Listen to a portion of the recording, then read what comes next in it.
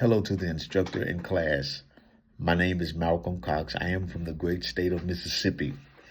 And so I'm here just to talk a little bit about my proposal and the presentation that I've done for this assignment. In the introduction, the proposal is to help with the ongoing epidemic of sexual assault on college campuses and to find preventative ways that will be helpful to guard against such offenses. And I wanted to open up with a strong statement as an administrator by saying, am I not my brother or sister's keeper? This proposal will go into an in-depth understanding of the intervention of sexual assault on college campuses that happens globally, and how these interventions and preventative measures will be effective and impactful in counteracting this problem. The intended audience for this workshop and for this presentation is the administrator, and from the administrator is the student. So I want to get that understood and made clear that the intended audience for this workshop is for administrators, that they may know how to help students navigate if there is a problem that arises with such offenses. I will plan and implement strategic strategies in this workshop with the PowerPoint presentation format on the procedures, the standards for approaching and reporting this problem. The problem and need to focus on sexual assault on college campuses is it will bring awareness, heightened awareness to the problem of sexual assault on college campuses, and to put more preventative measures in place for those who may be impacted and are impacted in the future. I am interested in this topic because it is, as an administrator, I'm able to help students to be able to find solace if they have been affected by this problem. To prevent sexual violence among college students, it is important to understand that risk factors for perpetration and victimization identified students using a survey and experimental research design across individual relationships and community levels. Note that although students or individual behaviors contribute is present, sexual violence is never the fault of the victim, as it cannot occur without a perpetrator. So we have to take all of this into consideration when students come to us, the administrator, regarding a problem or a violation or something that happened inappropriate with them, and or sexual violence that happened to them, whether it was through rape, and sometimes a student may feel like that they were abused verbally. And so we want to be able to help our students to navigate through this problem. So the problem and the need is to focus on sexual assault, to bring a heightened awareness that this is really a problem that we do have in our nation and in our country. How does this problem impact the equity in education? Sometimes, just to talk just a little bit, sometimes males and females, of course, when we look statistically, we see that more reports from females are out there. You know, you can go online, you can see the statistics. And so with that comes stereotypes. And so sometimes they may go, a male rather may go, and they are not heard or taken as serious as a female because it's not really heard of. But we want to be administrators who are intentional about the purpose of keeping all of our students safe by being equal in mindset. Hear the person that's being accused, and of course the person that is accusing the person. We have to listen to them equally, whether it be male or female. And so I wanted to be clear that we are trying to discard against males feeling as though they don't have a voice because they are male. And then we also want to tender our support to females who may have gone through or will go through this. And so everybody deserves the right to be heard. And if these charges are true or they come to be founded, we want to have that support in place for those students so that they can move on in their academics and finish a program successfully. So these are things that we have to keep in mind as we are moving throughout the educational school system related to sexual assault on college campuses. So the problem statement, sexual violence affects millions of people in the United States of America yearly on college campuses. It is related to the current practices of drugs and alcohol and drug abuse practices can play into this epidemic of sexual assault. Students who go into deep depression because of it are at risk for not finishing school or even down to where they commit suicide because they feel like there's no support and nobody will hear me. And if the case come unfounded and they were actually violated, then it takes them into another place of doing something that could potentially harm themselves and or others.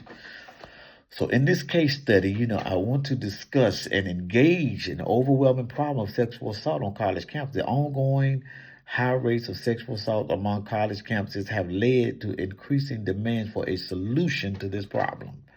I want to say that again. The ongoing high rates of sexual assault among college campuses have led to an increasing demand for a solution to the problem.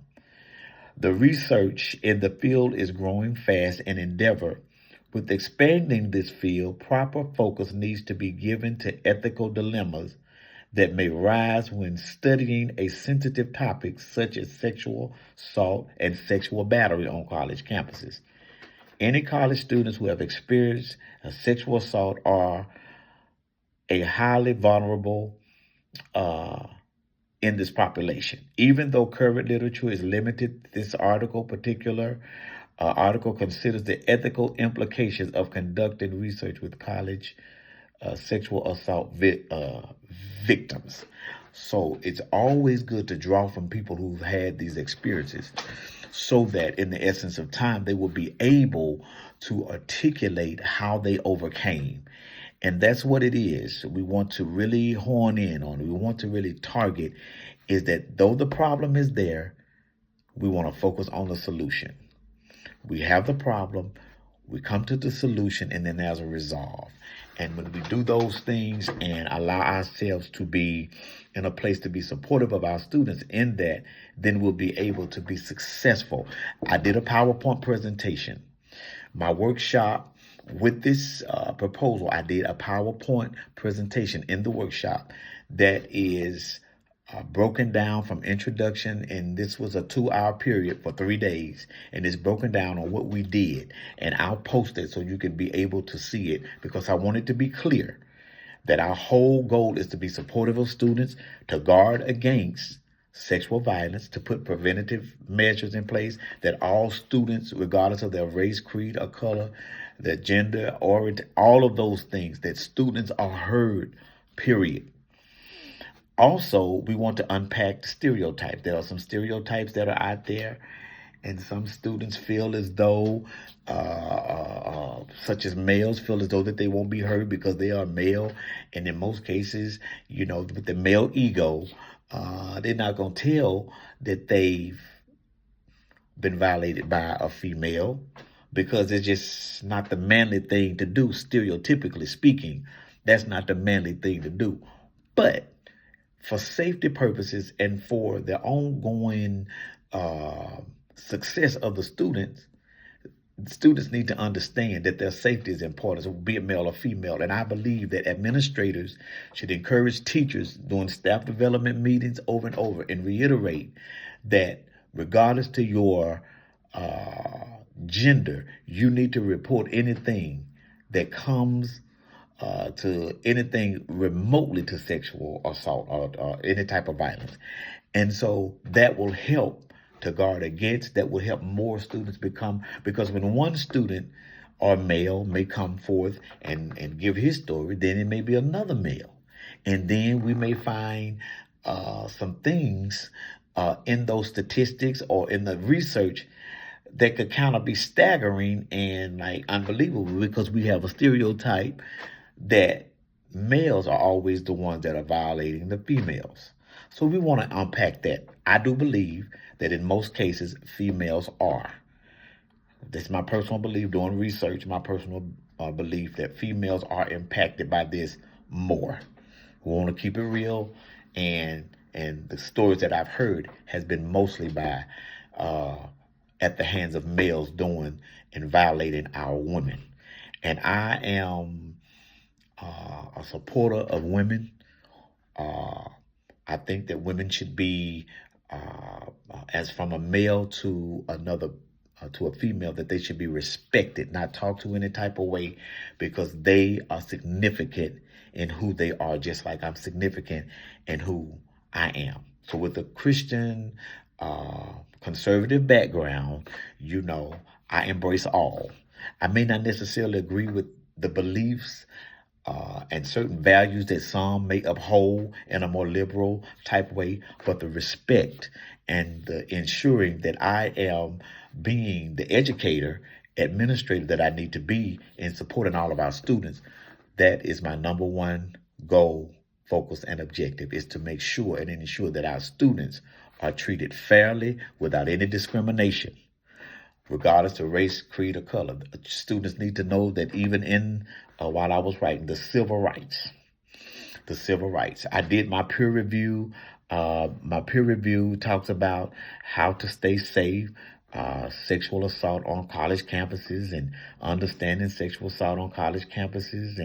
And the other one was civil rights related to sexual violence on college campuses. So we have all of these different articles and things that we can glean from, do some comparing and contrasting, because somebody else may have a different type of finding of as opposed to another finding dealing with this subject. But in conclusion, as an administrator, it is my desire to be supportive of all students who have been negatively impacted by sexual assault, that is male or female, on a college campus, and even beyond, and develop a support system that will in turn be for the overall well-being of each student.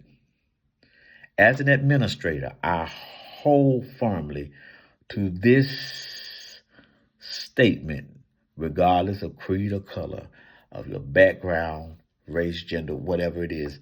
Am I not my brothers or sisters' keeper? You matter. You need to be heard. If you have been sexually violated, and this is our message to our students as an administrator, if there is a case to where you have been inappropriate or mistreated in any form of sexual violence or anything directly or indirectly, I implore you, I encourage you to make sure that you ensure to your students the severity of them reporting this problem. Don't let it go unchecked. Listen out. Let it be that of a dialogue. It's a dialogue. We listen to them, and then they listen to us, and then we do things that will be necessary to constitute their safety for their overall growth and learning, that they may be able to finish strong with the academic program in higher learning. Thank you so much.